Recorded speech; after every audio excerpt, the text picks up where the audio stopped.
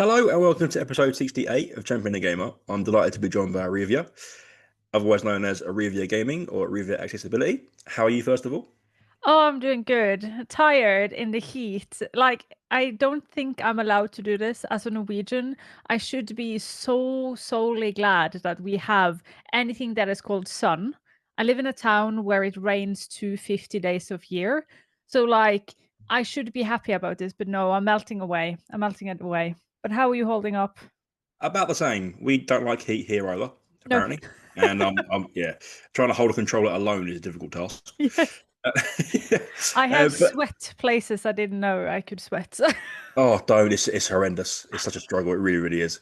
Yeah. Um, I'm so looking forward to this because there's so much I want to ask you, and there's stuff I've been thinking about for so long to ask you. But let everyone know who you are, what you do, and all of that. Yeah, hello everyone. My name is Arevya. I'm a disabled and chronically ill content creator and accessibility advocate from Norway. I've been doing streaming and content creating now for 6, 7 years or something like that. But I think 2 years ago I did a big like shift in the content creating I did and went from doing a lot of just retro games and makeup streams and stuff like I really, really enjoyed to more focusing on accessibility. And the reason for that was because I have something called arthritis and I'm born with something called cerebral palsy. And with age just comes the consequences a lot of times when you are chronically ill and disabled of things starting to be harder to do. And I was streaming one day and I was just like, I can't do this anymore. It's too painful. And my community were just like, but there are ways you can still do it. I started researching and I fell into a rabbit hole I have never been able to climb out of. I absolutely love everything about accessibility now, and it is my life passion. What's the most surprising thing you found, you think? Oh, that's a good question. I think like I think actually most surprise is a bit like twofold because I work as a consultant into the game industry. So, one thing I'm more surprised with when it comes to the industry is how much you can do with extremely little. Like when it comes to gaming, because we interact with the medium, you are able to do so many changes on a like a string shoe budget. Like you don't need to do the fancy big ass things you see the big games does. It's just like I don't know, if you have a first person game, give the opportunity to take off head bobbing, which is a really simple thing to do in programming, Hmm. and then people won't be motion sick. And motion sick is something that we assume at least 30% of the all population has problems with it, but we know that it can affect up to 100%. So if you get too much stimuli into your eyes, you can be motion sick no matter what.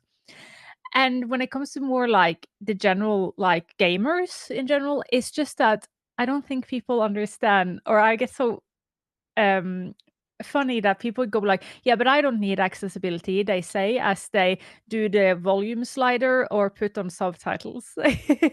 I think so many people think accessibility is just something like out there or for quote unquote those kinds of people, like those disabled people or those with like extreme needs, which is also it's made for those, so of course it is for everybody, but it is made for people. It is made for everybody to use. So if you are like me, which are those people, those disabled people, it can also help you who are just sitting there and just, I don't know, getting old or need to have a game a bit more quiet. I think as well for me, it's sort of a bit of a weird tangent, but where I come from the sport world, Yep. and I would have probably been 14, 15. I did the disability games down by me, Mhm. and it's such an eye opener and amazing. I'm working with people that weren't even necessarily what you would in the olden days call disabled. Nope. You couldn't see anything about them that was any different, but they're in a wheelchair playing basketball. Yep. And it's like there's something there that no one knows about, but they still have it. Yep. And so it really opened my eyes to the idea of like you can't always see things No. straight away. And then people, every single person has something. Like I said, the volume knob or like whatever it is. There's always someone that's looking for something to make it easy for them. Yes, because like accessibility, yeah, we are made for it's something called a curb cut effect. So if you ever go out and you see like the sidewalks and then you see a little like curb or a cut out in the sidewalk that is made for wheelchair users to get on and off. but it also helps other people. It helps if you're on a bicycle or a skateboard, if you have delivery, if you need to, yeah, like some cars, you can't like do all up of these like high pavements. Everybody uses them. And that is called the curb cut effect. It just says if we help those who needs it the most in design, we help actually a plethora a lot of people. And which is why like when you make a game or when you do something, if you think about those who need it the most, you will think about a lot more people than what you imagine in the first place. And then pair that with your content a little bit. Now, you mentioned obviously just earlier that you do stuff around all this, but how do you use your content to bring light to all that? Well, it is a bit like it's hard because sometimes people just don't necessarily understand. But I do it in a fun way. I do the typical TikTok thingies. You mime after a song, the funny things. It's just fun. A lot of us does it. I love it. I think it's silly fun. But also do a lot of like educational content in just the form of like have that hook and line where I have a hook, but something maybe a bit like, oh, what are you talking about me? Because I say something that makes people start thinking. And also, I do the typical somebody has said something horrible and now I make fun of it in a lightful way. But I make sure that I always tell them or why they are wrong and why with actually education. I don't put people out there. I always like take away their name. I take away their profile picture. I don't have any need to put other people out there. But what they said is still stands online. They haven't deleted their comment. So I'm going to use it as a rage bait to actually educate people. And it's a lot of fun. I think this comes with age, but I'm at the age where things doesn't face me anymore in that way. So like when people say stupid shit, I just know it's stupid shit. I don't think about it. I don't go to bed and think about it. I just laugh and I'm just like, hey, hey, hey, hey, hey. I think the most fun thing I had was somebody who was so against a game having accessibility. Like his comments ended up being like miles long on threads, and it was comment after comment after comment after comment before I even had started to answer one of them. And then I went into his profile picture and he was a dude with glasses. So he was there sitting there being like red faced angry over something that also applied to him. Just ended up starting like saying, "Oh, you're one of the you're in my group. Congratulations, welcome to the club." And yeah, he ended up in the end deleting all his stuff though. But I could make use it to educate other people about like, hey, a lot of us have bad eyesight, and that is accessibility. Your need for glasses, you need for contact lenses, you need for bigger text. That is accessibility. Welcome to the club. We can make you have fun as well. I love how you do all that. Like you put a video out recently, which was you guys made me do this, and then reneged it straight away just to have that hook there to Yeah. have everyone watch it. I love Yeah. that sort of thing. It's that Yeah. satirical, off my shoulders, just relax and have fun with it type vibe. Because my Yeah. next question was going to be about that. You mentioned your age earlier. I Yeah. was like, have you always had that level of patience for things though, or has that kind of come with age? No, not at all. I I have a lot of things. Like, let's just say I am at the psychologist right now trying to figure out why my brain does my brain. So like and dealing and growing up. So having cerebral palsy is a brain damage you get the first year of your life. I got it when I was born. And cerebral palsy is just like lack of oxygen, or a baby hits his head, you get a bit of a damage to your brain, and that affects you. Some of us it affects body, like people can shake or they can have trouble using their muscles and tightness and stuff like that. Um, but I have a quite a mild case of it. But that doesn't mean it doesn't affect me. It just isn't visible for people when I'm walking down the street. And when it comes to oh god, what was I going to say? This is perfect. You can see me getting brain fog and forgetting what I was supposed to say. And when I was a teenager, so long story short, I'm born in the 90s, and in the 90s the doctors were just like, "Oh, but you look healthy." just don't tell her she's different. And she will just learn to live like a quote unquote normal person, because that was what they said. I grew up, didn't know I had a disability, hate teenager years, struggled massively. Like I could run, I could walk, there is no problem that way, but my body just didn't act the way it other people around me acted, and I felt quite alienated. And in the end, my mom and dad was just like, "We have to tell her." The doctors have said we shouldn't. We have to tell her. We can't continue this. I learned about this, but then I had grown up time after time after time after time, believing that I was the problem, believing that I just didn't do human well. And with cerebral palsy, it is also under the umbrella of neurodivergent. And it's like, okay, I'm already acting different, but I don't have the emotions capacity or the knowledge or the words to understand or tell myself or others around why I'm acting different. I feel like a freak. I All I do every single day is use massive energy to pretend I'm something I'm not, because I pretend to be a human like everybody else, even though I feel something is wrong, but I don't have the words or means to tell. So I started doing that. But even though my mom and dad told me, it took me 10 years before I first went to the hospital to learn more about my illness, disability. And that when I was 25, 26, that is when I had to start unpacking all of this. And you top that with medical trauma and PTSD and all of that, I was face first into having to learn how to deal with it. 4 years of going to a psychologist, learning how to deal with it, and you need to learn to deal with it because you can't continue being angry at everything, sad of everything. You can't continue having all these extreme feelings of things. So I had to learn. Now I am 33, soon to be, and have done all that learning.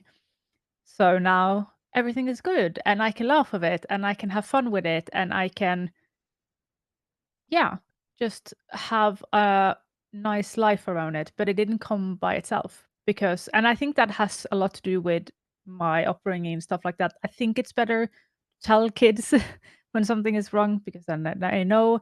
But that was just the cards I've given. That everybody of us is given different cards, good cards and bad cards. That was my bad cards. I had to deal with them as we all have to do. And I think that's normal though for most grown-ups.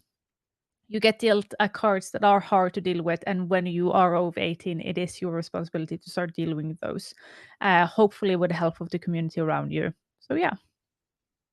At what point in that journey does gaming come into it? Oh, it's been there all my life. Holy hell. I so it's so weird. My mom and dad, like, and please do not take it as my mom and dad did anything wrong because they didn't. They just followed the guidelines of the doctors. Like they did what parents should do. They listened to people more experienced and then followed it. But my mom and dad saw like gaming was like my favorite thing. And we used to have a cabin, it's quite typical Norwegian thing. And I was not allowed to have my PS1 at home. I was only allowed to have it on the cabin because my mom and dad was just like gaming, not at home. You can have your Game Boy at home, but not your PS1. So every single weekend we went to the cabin. And after I had gone on a trip or like done like some kind of activity outside, I was allowed to play on my PlayStation. And I absolutely loved it. Because imagine, right? Like you are in a world that is not made for you. You don't get any accessibility, even though you need it. You're just told face it or be bullied. Face it or teachers are going to get angry. Face it or people are going to think something is wrong with you. So you face it. And you have all of this extra stress that nobody understands why you're such a. I wasn't a hard kid to do, but I was a particular kid. Like I was really like, imagine like having like this, your I stopped going to kindergarten because I couldn't deal with it. I couldn't deal with handling other children around me. Like it's weird. But then came gaming, and if you did a mistake in gaming, you just reset. If you do a mistake in gaming as a kid, you just try again. Yeah, you lose life, you get a penalty, but you don't actually get the consequences of like you're not allowed, which you do in society. In society, when kids doesn't act up, they get shunned, they get bullied, they get put out there. But in gaming, you can just exist.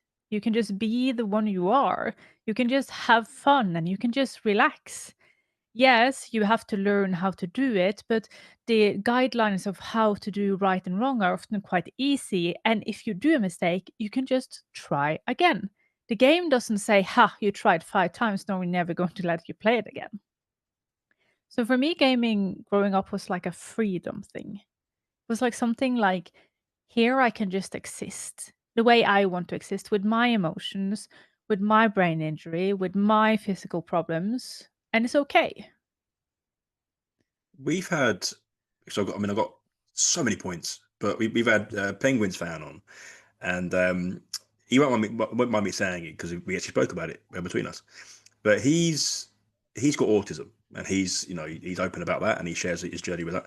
But he takes things from games, so like Lara Croft Tomb Raider, he has attached himself to that character because of how brave she is and Yeah. the journey she has and everything. And I love the fact that games can do that.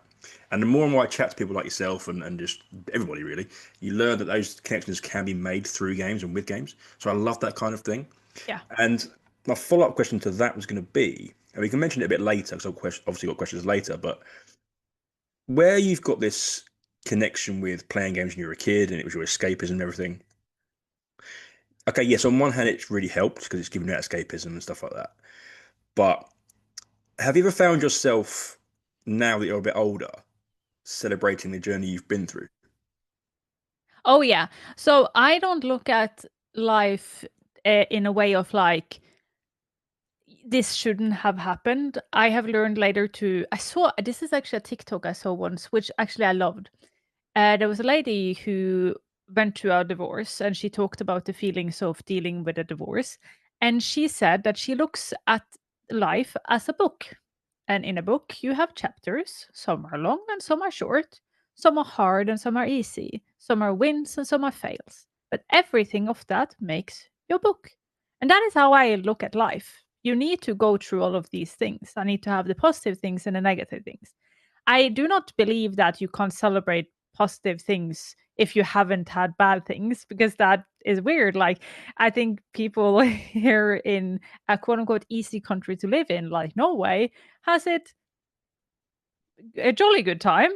In the same way, I think people who has actually experienced real struggles in life can also experience a jolly good time.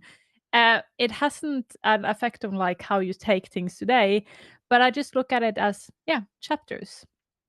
Uh, Just because I mean, you said it yourself, you're an advocate for certain things, and you're this front and center voice for a lot of people that watch your content and stuff like that. And I wondered if there's ever a point where you, not necessarily a long time, but you take a deep breath at sometimes and look at yourself in the mirror and say, I've achieved something here. I've come out oh, the other end of stuff and I've actually achieved, I'm proud of myself here. Do you ever have that oh moment? yeah, yeah. Especially like I do look at. So I've worked with a lot of big studios. I've worked with a lot of big names.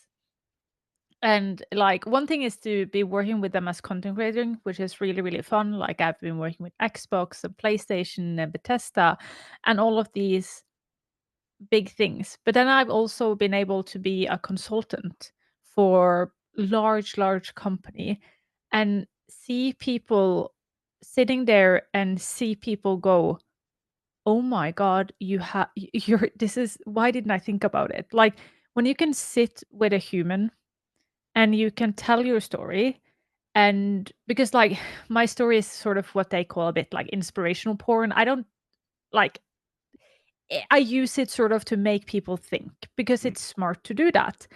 But in itself, I had a good childhood. Like, come on, I had a good life. Again, I am a privileged white woman in Norway, in one of the safest systems in the world. Like, I had it nice.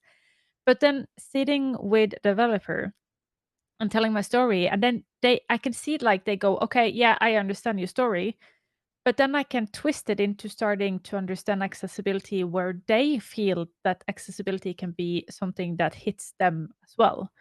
And doing that, being able to see that because you can see it in the eyes of people.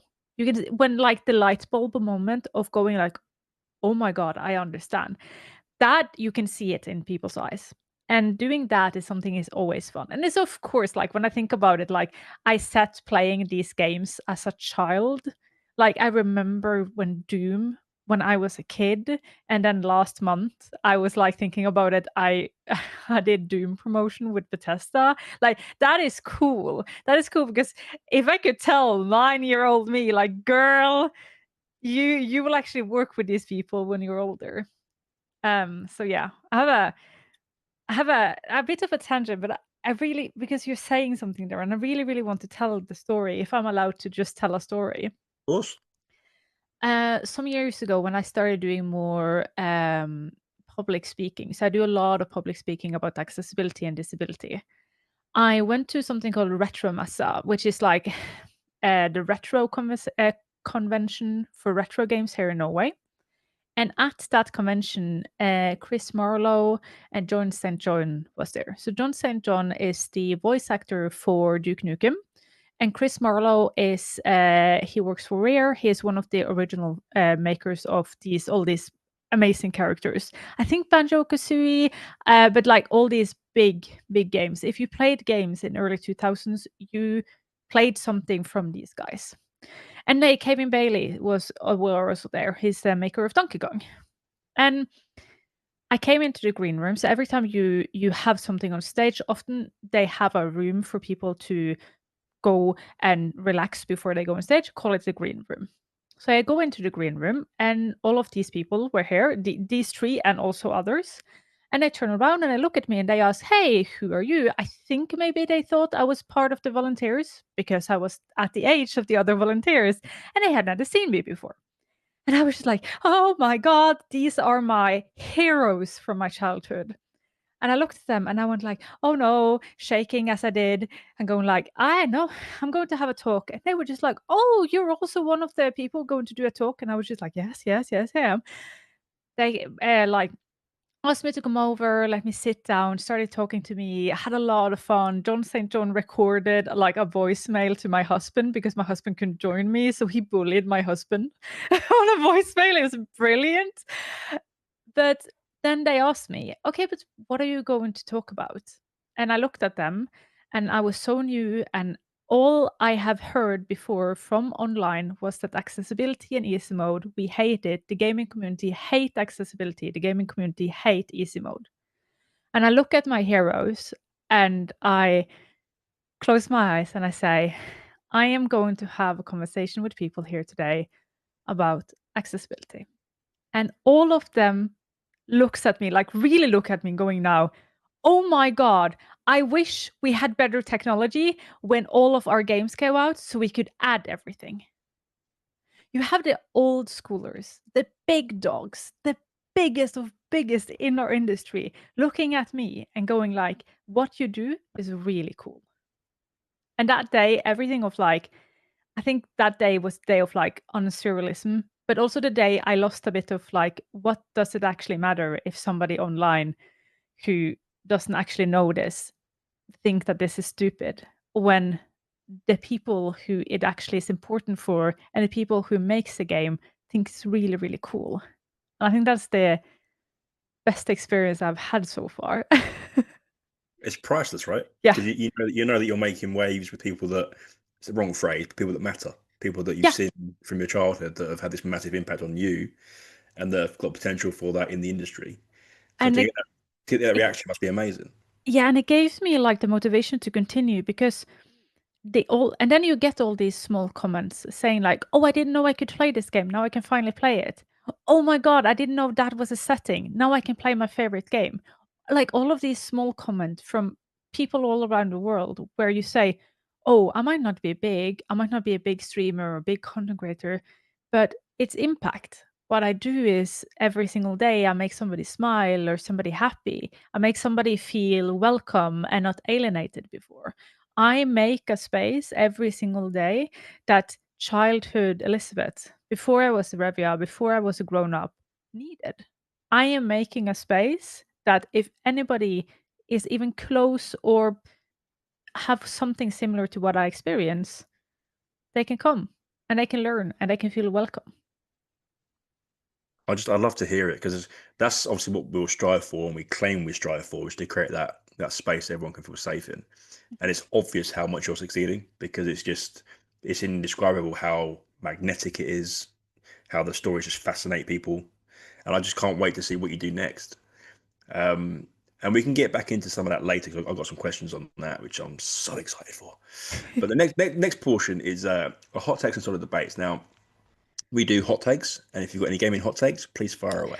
Ooh, I did a Norwegian podcast once, and I had a hot take that haunts me to this day. I remember once I said like, but I don't think if I know if it is a hot take or I believe in that hot take. But I remember, so my favorite game ever is a game for PS1 called Tomba or Tombi, depending on where you are. And I looked the host in the eyes and I said, Tomba is like Zelda, just better. And the amount of comments I got.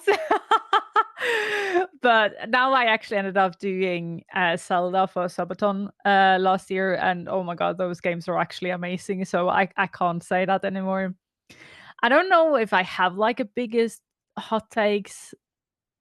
The thing is just that I say a lot of things, and then people go, "Oh, that's so brave of you to do," and I'm just like, I think I'm just thinking normal human things, and then everybody else goes, "Oh, wow." So I don't know, but like, I don't know. I feel like in the gaming industry, sorry to say, but sometimes hot take just to be nice. I like being nice to people. I don't shit talk you when you're online. Ooh, hot take. I actually think gaming should be for everybody. Ooh, hot take. I don't I'm, know. I'm with you because I think there's a standpoint now where because it's so competitive among studios and the rush to get games out because of where the money all works and everything, it makes it so competitive that it's so toxic everywhere. So it's almost a taboo thing to be nice now in Yeah, anywhere in the gaming space. Like I've and said about microtransactions, they're an evil, yes, but actually they're probably okay if they're policed okay. Will we ever get to that? I have no idea. But because they're here to stay, I'm okay with that. that And then, that is a. I think that is. I think. Oh, I actually have a hot take. here we go. Yeah, but you are not allowed to use this as a TikTok clip because I don't want it to be a TikTok clip. I don't dare saying this. But Just gonna write it down, no yeah, worries. just sorry everyone. No, but I am sorry to say, but 80 quid for a game is acceptable. I am sorry. And I know it's a hot take, but I have two arguments for this. One, they have always cost 80 quid. Like technically games have just been cheaper and cheaper and cheaper over the everyday inflation. So when Zelda came out, when all of these big games did come out in the 90s, we paid that for it. It's just that our parents paid for it. And also we bought 2 to 4 games a year and we rented the rest. We did not buy 150 games a year. And I saw somebody on Facebook the other day saying like, yeah, but then I'm just going to uh, play one of the 1600 games I have on Steam. And I was just like, I don't think you understand for a marketing perspective. I don't think you understand that that is just positive for the marketers. Because if you're willing to have 1600 games you have never touched even, but you spent money on it, they can get 20 more quids out of you from 60 to 80. And yeah. You're not alone though. Would it help No? if I tell you you're not alone? Because we had a guy called Casual Gamer Doc on, and Yeah. he basically said the same thing. He said that games that cost 60 to 80 quid, it's the going rate.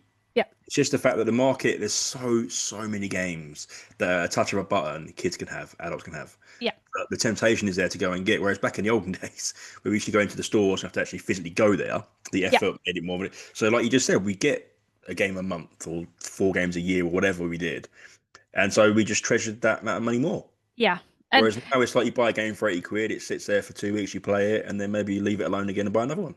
yes, and the thing is that not all games will be 80 to 100 quid. Like we're talking about a few selection of games. There will always be the really inexpensive games that are still an amazing experience.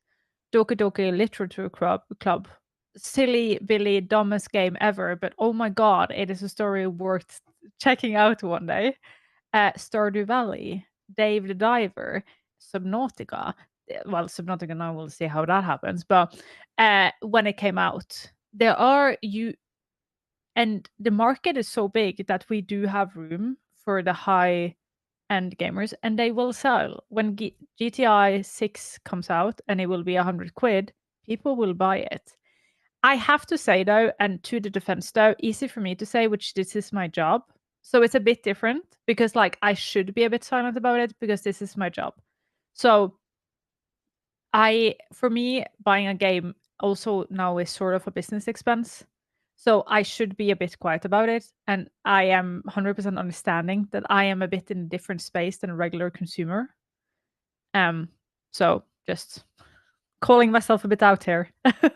No, but it's obviously, fair play to everyone that viewpoint. But at the same time, you are still correct in many respects because I've said it on the podcast before, get my words out, that I think the ability to miss is missing from gaming. Because, like you said, where you'd have your one game a month or one game a year, even some people, you treasured that game. So you, Yeah. you complete it and play it multiple times. Whereas nowadays, people get a 60, £80, £100 game with all the DLCs and stuff. Whether they get their worth out of it is completely up to them.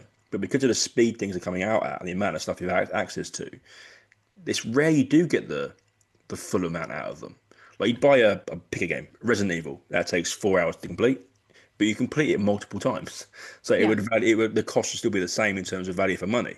Whereas now you buy a Assassin's Creed for £80, it's long and empty. You feel like you've completed nothing, Yeah. and you feel like it's worthless. So there's never that like ability to miss stuff yet. You don't have that one game you treasure and just play and play and play and play and play.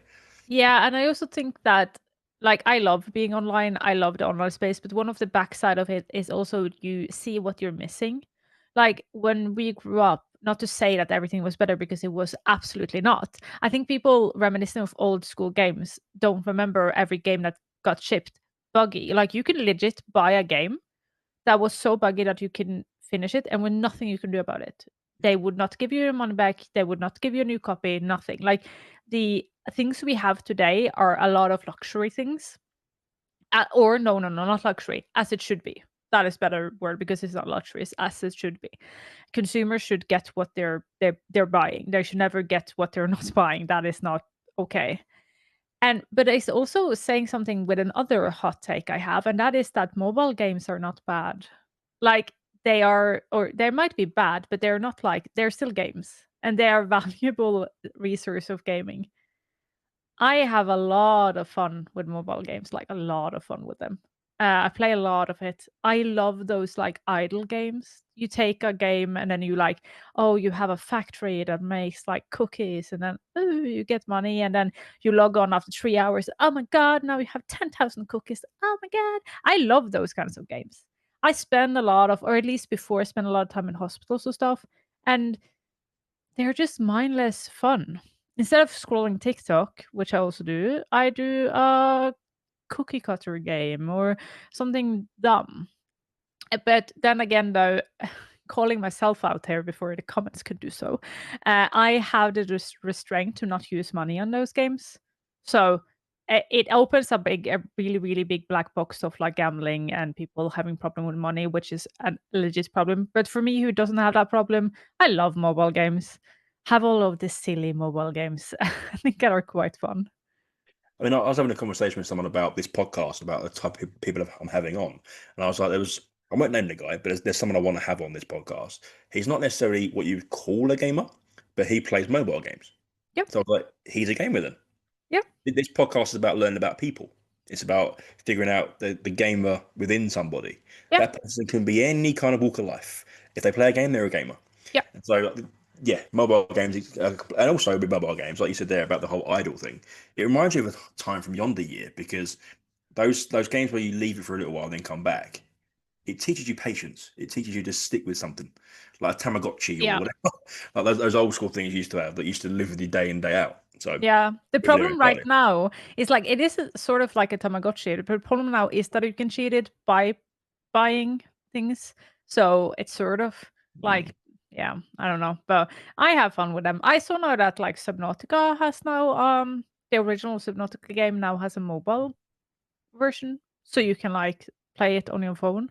Which one, saying how incredibly powerful mobiles are now, and two, you can get shit bat crazy lying in your bed playing Subnautica. So hey, because like that is one of the most scary game I've ever played. Every time I hear the sound of a reaper, I still get chills on my back and going like I would chuck that phone across the room faster than anything if I was playing and then turn around and I saw a reaper. That is an amazing segue because the next portion of our podcast is always coaches' questions. Now, I ask questions on my page, and this is the chance to get 2, 3, or 4, depending on time, of those questions and throw them at you randomly. And question one is literally, because I asked it yesterday, what's a video game sound that still haunts you? Oh, Subnautica. There we go. Yeah, it is Nicely done. Subnautica. It is, and then every single sound that is like you're going out of oxygen, you're drowning, all of those kind of sounds. But yeah, the roaring in Subnautica, any single game that has, I can't stand games that has something coming behind you and you have to just continue going without looking back. And if you look back, you're just like, oh. So I think, yeah, Subnautica, no, that roaring, I can't deal with it. I think games stick with you though, because I've said this before about Metroid, the Metroid games with the screechy. I quit lava, but it isn't lava when you're down below and you can't breathe and you come back up again. Any kind of boss fight that's got a screech in it, any kind of screech, I'm not a big fan of. Yeah. Oof. Or Okay. the Pokemon One, the when you play Pokemon and the like alarm going off because your Pokemon is nearly dying, and then yeah, you cried as a kid because now your whole team got whipped out. Yeah. Okay. And all these questions are open to interpretation, just so you're fully aware. Mhm. But which game surprised you the most? Ooh, that's hard. So I have a game that is I hate it and I love it at the same time. And that is Outer Wilds. I think that is what it's called. It's Hmm. uh I'm not going to talk about the game itself because it's an experience. It's Outer Worlds is called. Yeah, it's like the yeah. It is an experience where you're on a planet and you go into a aircraft or a spacecraft and then you can visit on the planets. And in that way, it happens a story. But the story will only be locked up if you figure it out. So it's a story that happens before your eyes.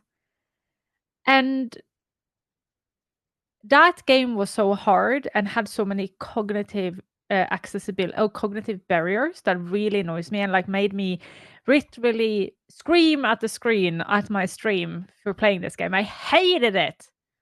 But the story, there's something about that story, something about finding another person in space, sitting under a tree, playing a banjo, just waiting, completely silent, just waiting. And all of these like little heartstring moments, that one, oh, as I said, like I will never play it again because I got so fucking pissed off the controllers. But the story is just a story I wish everybody can get to experience one day because it's incredible.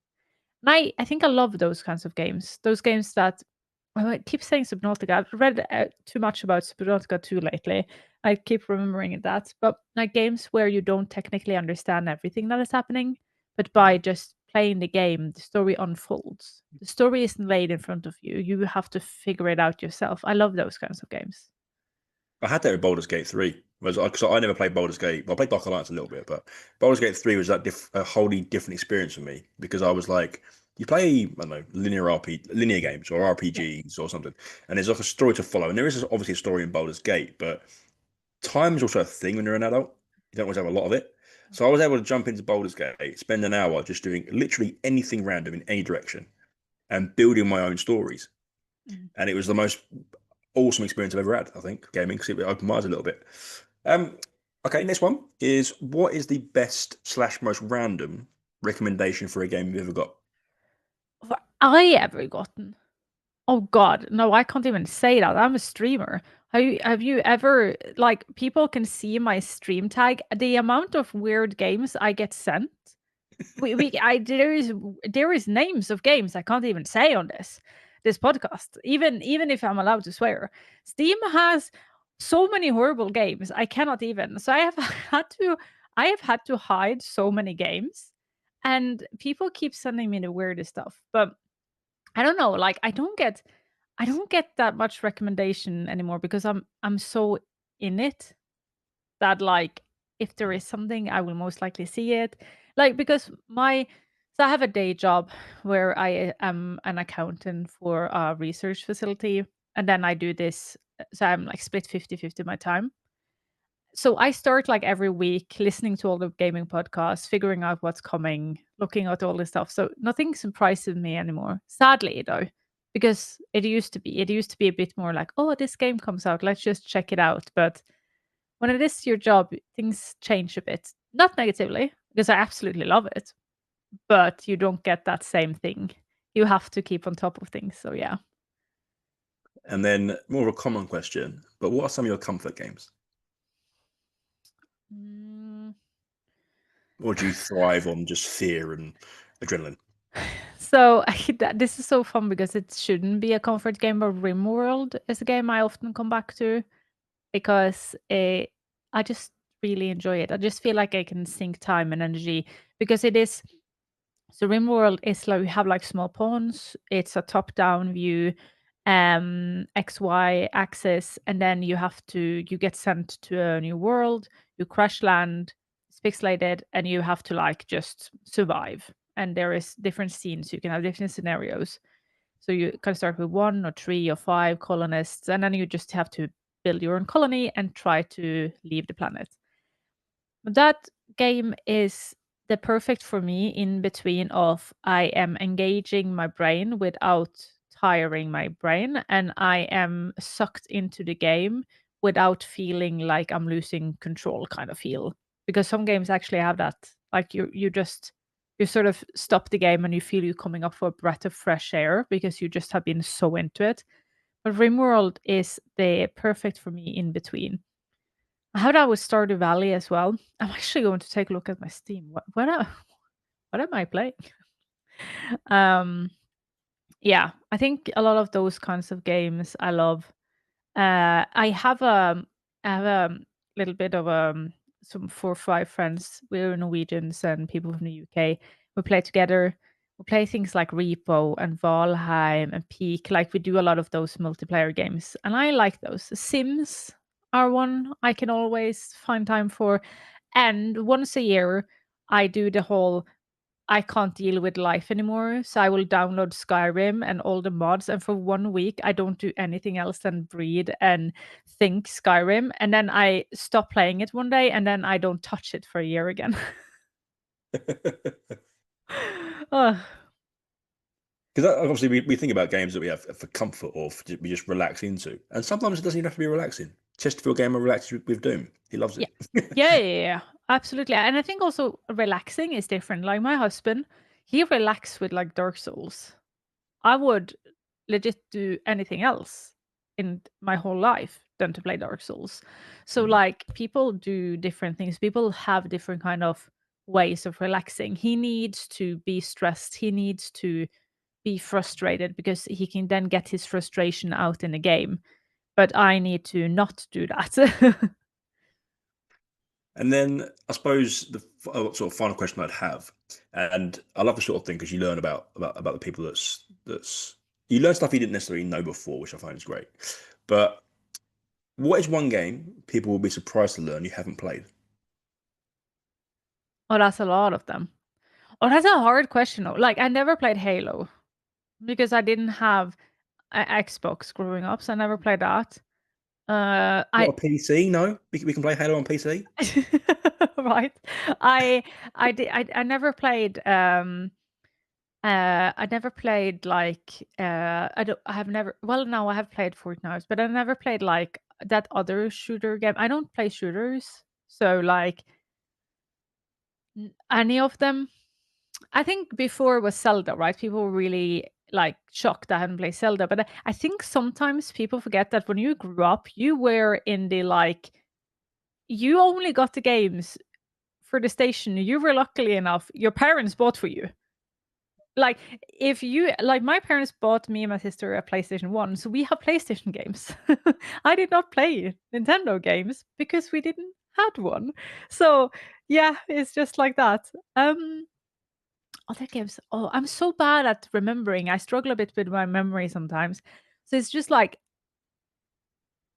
I know there are games I should, because people get like in my chat and stuff, people go like, "Ha, how did we play that?" But I can't remember them. Uh I guess Yes. I'm going to look at Steam. But if they were on my Steam, I would have played them. Because what I love about the question though is people always say, "Oh, have you not played this?" Or "When did you not? Why have you not played that?" It's because, like you just said, we didn't always have access to it. We didn't even know about it in some cases, Yeah. and then it's like maybe I just don't like it. Maybe I And don't want to play it. and being Leave like me alone. being a girl growing up, like gaming wasn't marketed towards girl at all. Like today, girls play like it's no problem, but like on the 90s, you didn't do that as a girl. Like you didn't. You weren't a nerd. That was not a thing for girls to be in the 90s. Maybe some places it was easier, but that was not a thing to do. Like no, uh, girls were girls and boys were boys in quite a quite separated category. So when I, a girl, started hanging out with the boys and going like, "Oh my god, Pokemon!" I had one other girlfriend at school who played Pokemon, and we were just like, we were so nerds. But people didn't do that. So then, and a lot of the other games like Pokemon, that's okay. That a lot of girls play that. But then you had like Halo, COD, like most of the violent games. Like I snuck off to play like GTA when I was a kid because of course I wasn't allowed because it was too violent. And so like there was just another world. And I remember I ended up going into a PC club when I was younger. So I got sent like a lot of really weird ass games. But some of the PC clubs divided you by gender. So when you were a girl, you got like horse games and stuff like that. And then the boys got like math games and stuff like that. I think you could choose and stuff. But there's always been this thing of uh, girl gamers. That is why like cozy gaming has gotten such a big like updo the last couple of years, because we are just like, hey, we are allowed to game as well, and also we are allowed to like what we like. Gaming isn't just this really specific violent kind of game, even though I actually enjoy violent games, but it isn't just that. So yeah, I think I have missed a lot of games growing up, and it's too bad, but what can you do? It's just how it is. But you've always got a chance to go back. There's Yeah. always that chance there, especially nowadays where there's more and more access to things, a lot more retro compilations, and the consoles are still there, and there's a lot coming onto like Steam and Game Pass stuff like that. So there's always a And chance you might see some of these. I'm a big advocate for remakes, because like not only is it cool because people now finally can play games they didn't have access for as a kid, but we have so many more accessibility tools today that like my favorite game, Tomba, is for the PS1. But I had to stop playing it because my hands can't handle it. It's quite a finicky platformer, so you need to do a lot of strength with your hands. My hands can't handle that. So when it got remade for the PlayStation, Xbox, and PC and Switch, I could use my modern accessibility tools on my modern controller and play the retro games from my childhood, my favorite game from my childhood. It's so cool to hear those sort of things, because a lot of the times we hear arguments why there's too many remakes, or gaming is it in a bad state right now because there's too much old IP and not enough new IP. But you are right. It does also bring light to have people that didn't have access to it play them. So it Yep. makes a lot of sense. We're moving to Creator Spotlight now, which is the last segment, but it's a chance to, or for you to share either creators you really enjoy, or if you're not comfortable doing that, it's completely fine. We don't need names, but especially someone as involved in the industry as you are, what type of content do you enjoy, and why do you enjoy it? So I enjoy a lot of different things. So my first introduction to uh let's plays, because streaming wasn't a thing. When I started watching things online, that wasn't. We had Justin TV, but it wasn't. I don't even think Justin TV existed when I started watching YouTube Let's Play. So I started actually watching Yogscast play Minecraft, and they made a series called Shadow of Israfel for many, many moons ago, many, many, many, many years ago. So most of my because I started there, most of the things I watch today is actually like still YouTube's. I don't watch that much streams. And I don't know why, because I think I still have this feeling of, oh, if I watch a stream, I need to be active at it. And I don't have that much time to do that. I still do it. Like I have some friends that I really enjoy being with their community, but I'm still quite of that person who do YouTube. And on YouTube, I do watch everything. I watch Let's Play of games I cannot catch up on myself because I don't have time.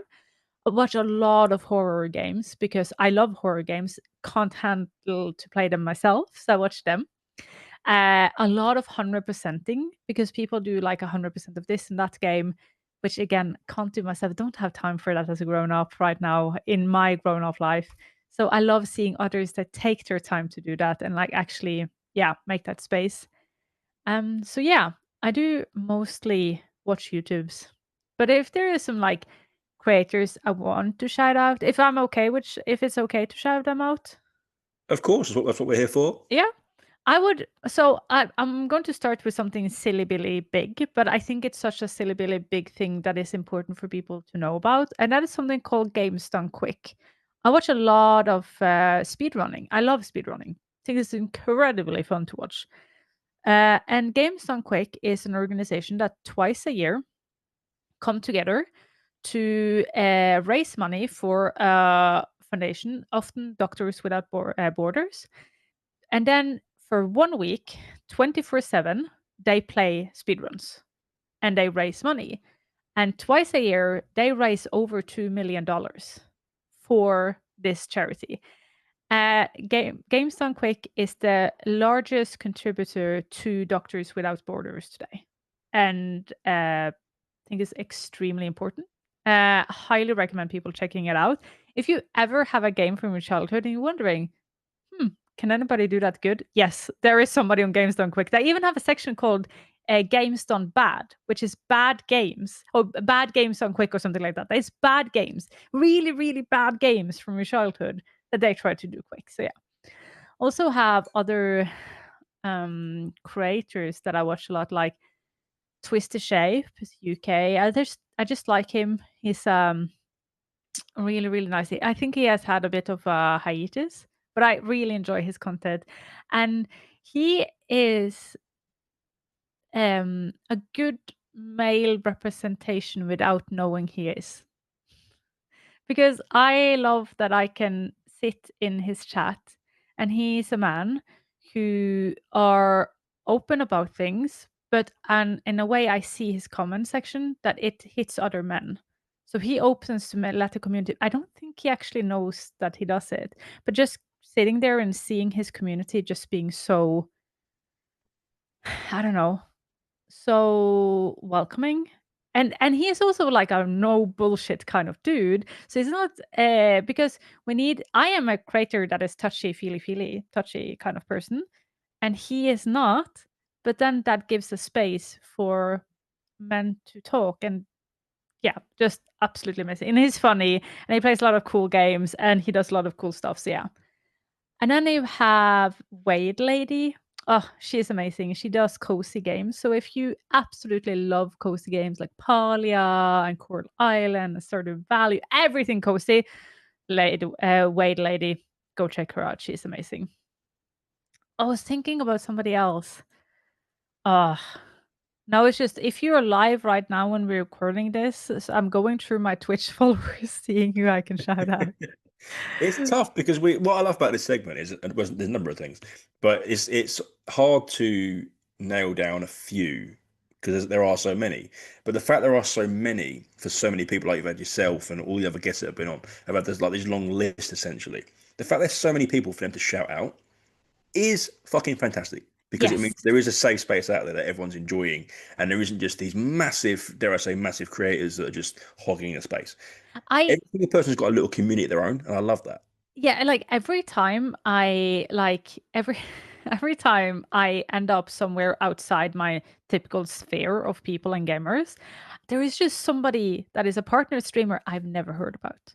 I don't I don't think people realize how many popular people there are out there that they have never heard about.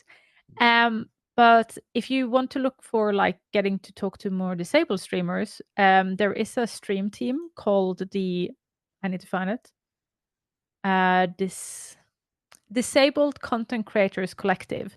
So DCCC, which is a creator collective of different disabled streamers and chronically ill streamers. So then if you want to have a community, because growing up or being old and having to face a lot of things people don't face at our age normally, to talk to and feel like a safe space, I would highly recommend going there and checking out the people there. Um, yeah, I think that like quickly there is of course a million other people. They're huge and small streamers, and people do a lot of good things. But that was the ones on top of my mind right now. And just to piggyback on something you just said, but also to extend my point a little bit, the fact that, because I've said the internet is at a point where it's endless. Like you just said there's people that are so popular that you've never even heard of, which is wild. Yeah. So there's always someone around another corner of the internet that you've not seen yet.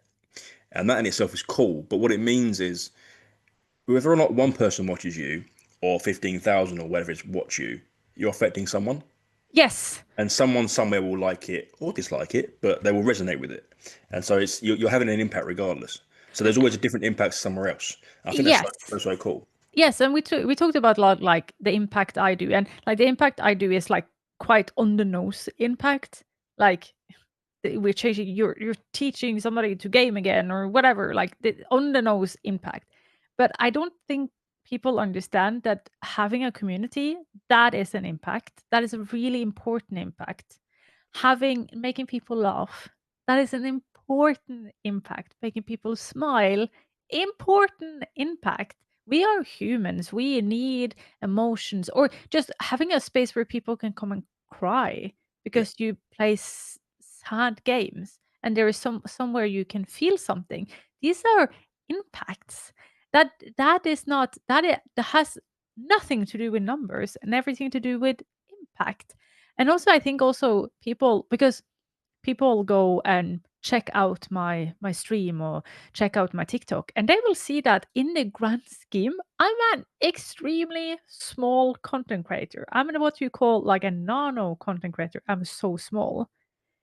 And I still have a lot of gotten to do a lot of cool things because I have a really special niche. So if you're a content creator with like a really special niche, keep on doing it because people want to work with people with niche. Like retro gaming is a niche, cozy gaming is a niche, accessibility in gaming is a niche. Like you can find your little home where having 10 views or 100 views on TikToks actually is something people that want to work with you and sponsors actually see for. Because if you just in general do gaming, then yeah, we may have to start talking about tens and thousands of views to be anything. But if you do something really, really niche, like I have worked with big names and like made a TikTok for them, and I was just like, oh yeah, my TikTok got 1,000 views, but like had a lot of comments, and they were just like, yes, because they knew that those 1,000 people on TikTok, that was a lot of the people they wanted to reach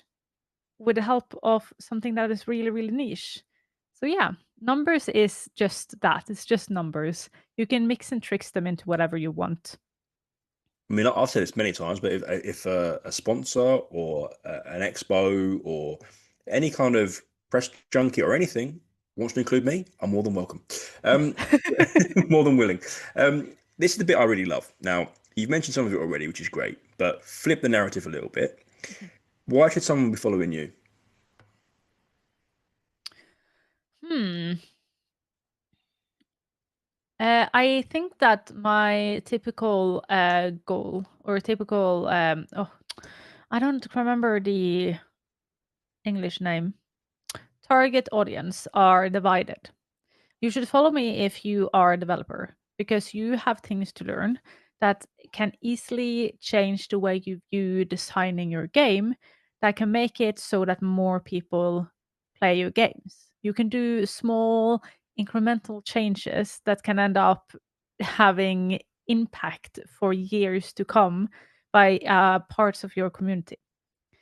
And I do also like knowledge streams. I do streams where I actually make documents you can download so that you learn something and you can have it forever, teach and learn and continue growing as a developer.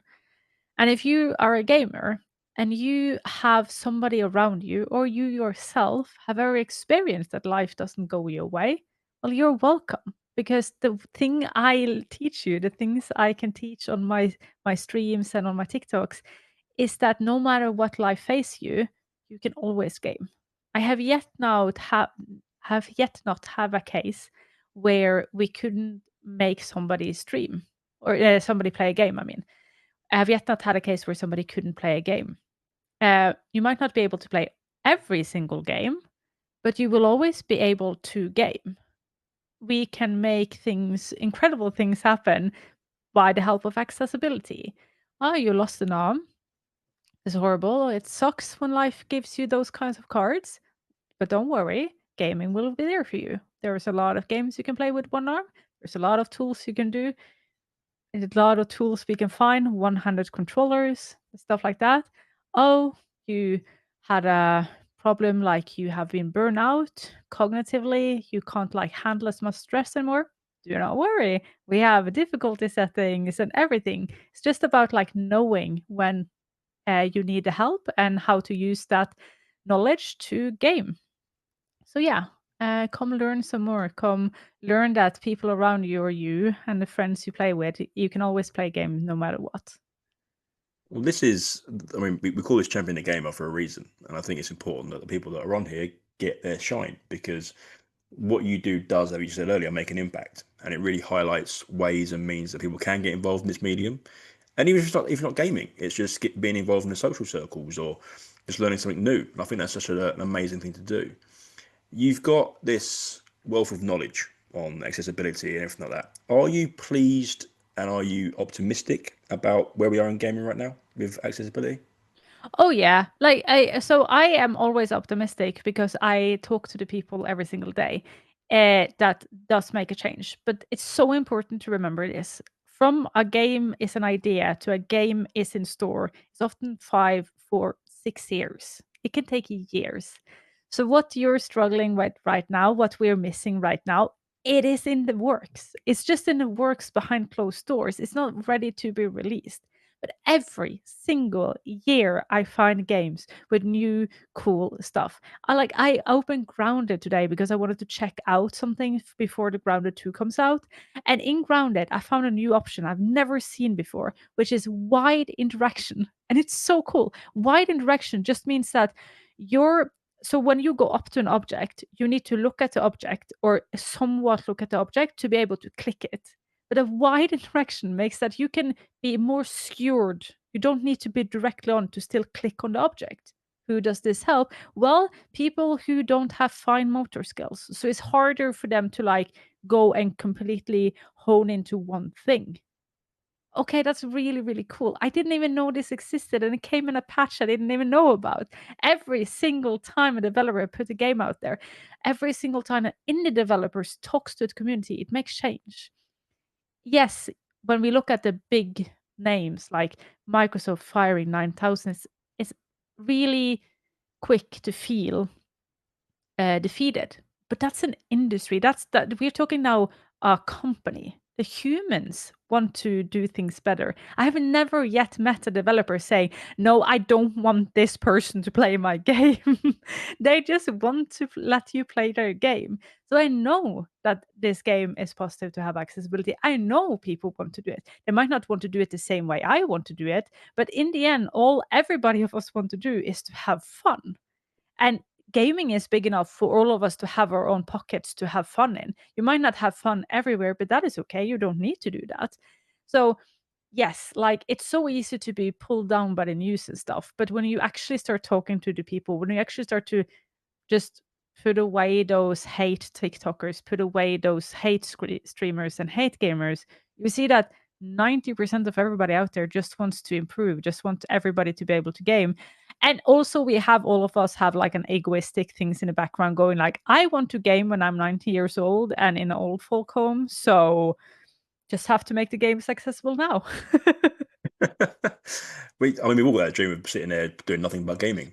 Yeah. Lawn parties at old folks home. I'm Barbecue. down. We so one thing I wanted to say was what I love about certain people, and obviously you're one of these, but there's obviously quite a few, is I'd get drawn to people that have this magnetic feel to them, and that can come in a number of different ways. And the way you do that and the way you have that is because you're so passionate about it, and there's a joy there. There's always a thing where you're putting a smile on something it could be quite a taboo subject, frankly. There's a lot of Yeah. hard to talk about. It's not an easy subject, and that could be the same for a number of different things. But in this case, obviously, it can be quite tricky for people to do, especially if they're going through it themselves, let's say. Yes. And it's something they're coming to terms with. Even me with glasses on. I didn't have glasses when I was a kid. Obviously, that could have been more difficult for me. Obviously, it wasn't. It's a bad example. But I'm just saying it could have been something I didn't accept straight away. So to have people like yourself that make this stuff seem okay and optimistic and good looking forward, that's such an amazing talent and gift to have. So I'd urge anyone that doesn't know you, which by this point is by some miracle, just go and check you out at least once, because you'll learn something, and there'll be something that you won't have even thought about. Yeah. And that in turn is also something I love, because people that offer something new and different and their own slant, and that engages me. So yeah, I'll say just go and check out Arevya at any point you can, because it's something you should be doing. Thank you. This has been fabulous. I've had such an amazing time, and we always finish with this. But is there anything you want to finish with? I think I want to finish with no, because I'm Norwegian. Ahaha, funny joke. No, yeah, it took you some time there. No, I got it. I was just like,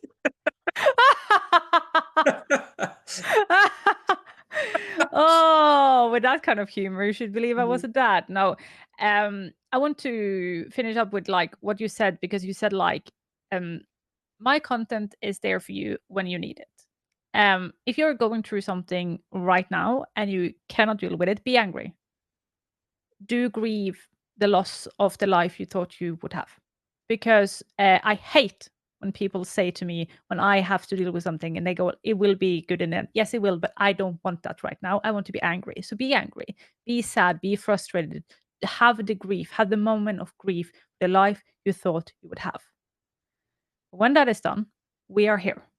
Not just me, a million other content creators and gamers and people that want to play games with you. We want to like let you have fun. We want to play games with you. We want you to feel enjoyment again and feel like empowerment in games again.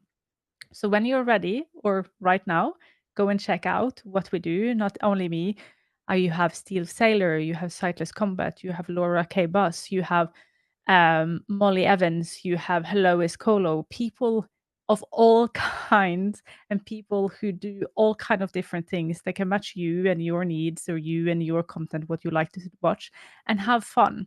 And if you are completely 100% able-bodied and sitting here and going like, oh, this is cool, but what can I do? What you can do is normalizing it. When you have a new game, when you get a new game, go into the settings, just take a look, because you might not need it, but then a friend of you are in an accident, or a friend of you have a child that is born with something, or your mom is starting to struggling with something, or your dad, things just doesn't work the way they used to, and somewhere in your mind then you go, oh my god, I saw this option once, or oh my god, I played this game once. Just start thinking.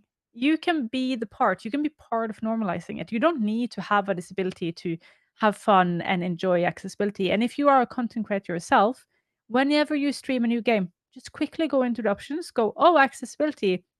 Let's take a look at it and go like, hey, cool, community, if anybody you're struggling with anything of this, here's how it is. Okay, guys, now continue the game. Like, it doesn't need to be a big thing. Just normalize it. I'm going to make a statement now, and you're episode 68, and other than my wife, you're probably my favorite episode, because I think it's just such a yeah, I've loved it, because there's stuff that, and I'm probably a bit lucky in the sense that I've got a chance to work with a lot of different backgrounds, different needs, different all kinds of different things within sports. Yeah. And I've done it for the last 20, 25 years even. God, I'm old. And it's just something where I've learned to, as you said there, normalize it. My Mhm. goal was to normalize it. I mean, I had a big thing about getting women's sports going in my local area and all this kind of different stuff. But it's lovely to hear that there is this, dare I say, market for learning Yeah. that people are really cultivating, and Yeah. people like yourselves obviously doing that. So I can't wait for people to hear it, because it's something people need to get on board Yeah. with and And get an ear into. it is so important also to understand that you can't know what you don't know. So don't feel bad for not knowing. Don't feel bad for anything. Just know that you know from now on and continue. Like you can learn today and you can learn tomorrow and you can learn, yeah, whenever. We never stop learning and we never stop having fun. And games are the perfect combination of both of those. And I couldn't be better myself. You've been episode 68, and I'll catch everybody on the next one.